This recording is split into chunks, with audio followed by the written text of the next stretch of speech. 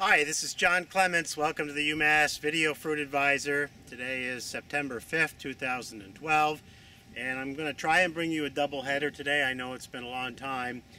I finally got a little motivated, but I'm going to pick this group of Lindamac Macintosh trees. There's 30 trees here on M9 rootstock, planted 4x12 in 2002, so they're in their 11th leaf.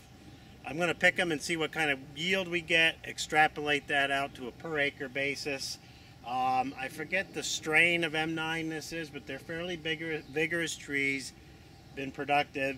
Like I said, planted at 4x12, supported with a single wire and conduit. So we'll see what kind of yield I get out of here, and I'll report that to you, and then we'll go look at some fruiting wall trees, which I think we're going to pick today, and try and do a yield comparison there too. So I'll be back in a minute.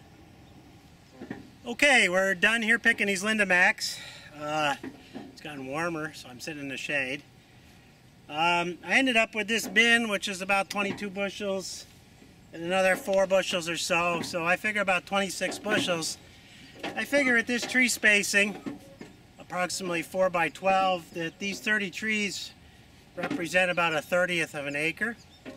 So therefore, if we multiply that 30 by 26, I come up between 750 and 800 bushels an acre. So what I showed you there was a 750, 800 bushel an acre crop. I was able to do these Lindamacs in one pick. It's a pretty nicely colored apple, so I'm sure 90% of them or so are extra fancy red. So not bad. One of the things I don't like about this, I had to do, maybe pick 1/3 of the crop from the ladder, and I'll tell you, maybe I'm getting old, but ladder picking's tough and dangerous, and I think apple orchards have to modernize and figure out ways to pick apples and grow trees where the harvest doesn't have to be done from a ladder. It slows you down quite a bit, so the amount of money you're making picking from a ladder is far less than you are picking from the ground.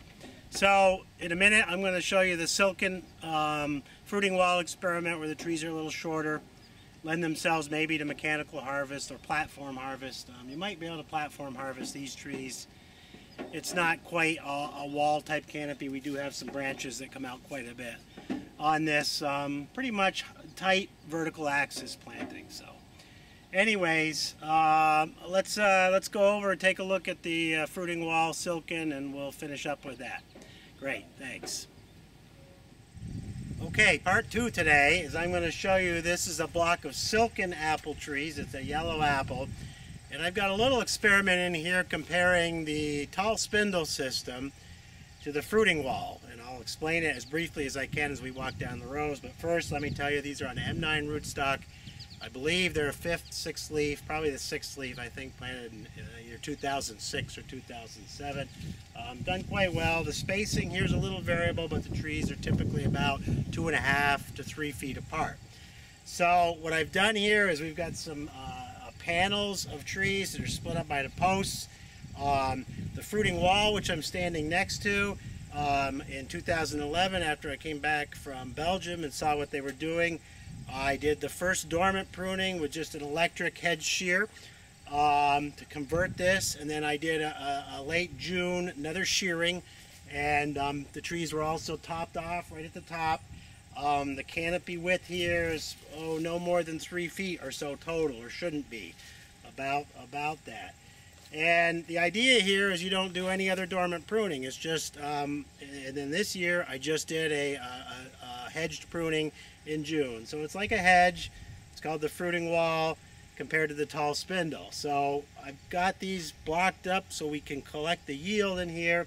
We're going to pick these into bushel boxes and just quickly compare the yield of the fruiting wall to the tall spindle. But let me kind of show you these a little bit more here. Okay, here's the fruiting wall again. You can kind of see the crop load in here. It's a little variable. Silken can be a little biennial. You can see that trees were hedged right off at the top in June, and then they've been hedged. They were hedged right down the row to a total canopy width of about 30 to 36 inches. You can see where they were hedged. There was some regrowth.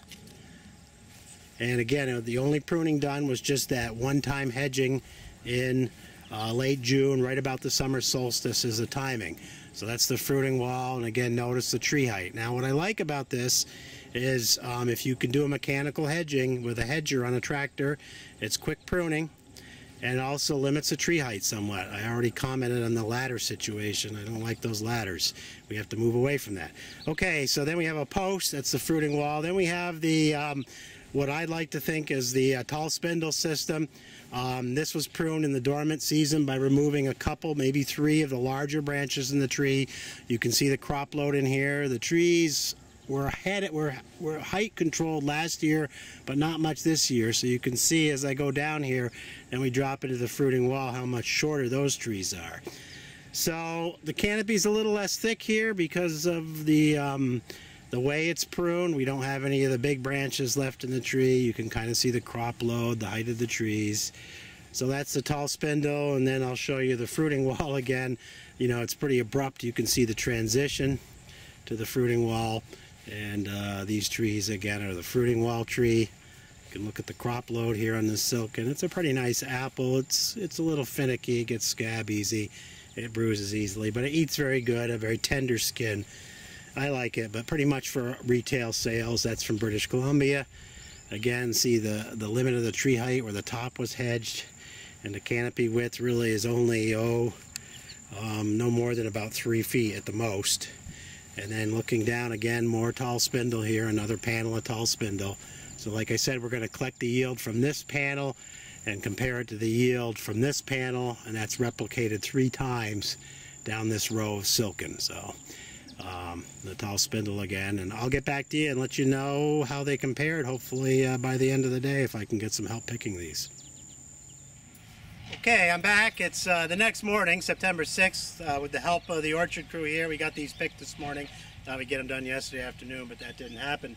So let's look and see what we've got to compare the yield of the fruiting wall versus the tall spindle. I'll go through each rep briefly and show you what we got. Okay, here's rep 1 of the fruiting wall. We got 2, 4, 6, 8, 8.5, a little more than 8.5. 40-pound bushels here.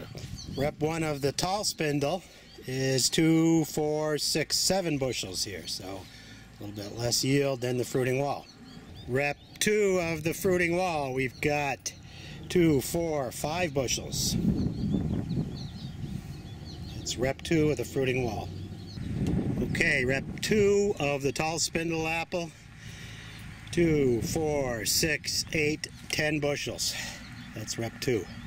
Okay, rep 3 of the fruiting wall. We've got 2, 4, 6, 8, 10, 12, just under 12 bushels. These bushels aren't quite as full, so just under 12 bushels, rep 3 of the fruiting wall.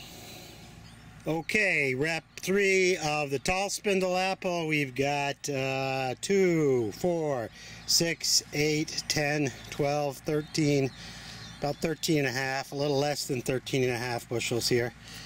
That's pretty impressive yield. And finally, I have a 4th rep of only the fruiting wall in this one.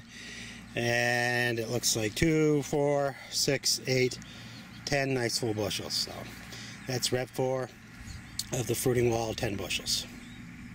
Okay, I didn't bring my calculator or anything out, but doing just the first 3 reps, and I might have to make some adjustments here. It's interesting, but the first 3 reps, roughly the fruiting wall apple, we had 25.5 bushels, and the tall spindle apple, we had 30.5. So it looks like the tall spindle apple wins. But I'll do some, I'll work the numbers a little bit and give you some more detailed results with the rolling credits, because the number of trees did vary slightly, and I'll throw that last fruiting wall apple rep in. So, you know, the big deal here is I had them tell me what they thought in terms of picking, and my impression is too, I think a lot of the yield, some of the yield increase on the tall spindle is a result of larger fruit. Now, the fruiting wall might have had more fruit, but it seems to me that that method of pruning gives you more smaller fruit, and the tall spindle gives you fewer larger fruit. So I don't know what to say there. It's interesting. The trade-off, obviously, is the tall spindle requires manual pruning, and the fruiting wall requires no manual pruning, just a mechanical hedge. So it's interesting. I'll continue to follow it. I'll get back with the results, like I said, at the end of the rolling credits. And just a note or two about this silken apple. It's a nice apple. It's relatively early. It has a couple of faults. It's fairly scab prone. It gets scab easy. So it needs fungicide sprays. It bruises fairly easy. When you're picking, you have to be careful. It is a little biennial, but it has a nice, very pleasing flavor, relatively tender flesh and skin. Overall, very nice to eat apple, so great for retail markets. We have no problem selling it here at the Cold Spring Orchard. So it needs good thinning. And that's another thing on this fruiting wall. Maybe the number of fruit sites is greater and it needs greater thinning to achieve bigger fruit size. But we'll see how that goes. So John Clements for the UMass Fruit Advisor. Until next time, I hope you like this segment. It's been a relatively long one. It's been a long time coming. But I'll try and do a few more this fall, okay? Be good and have a good harvest season.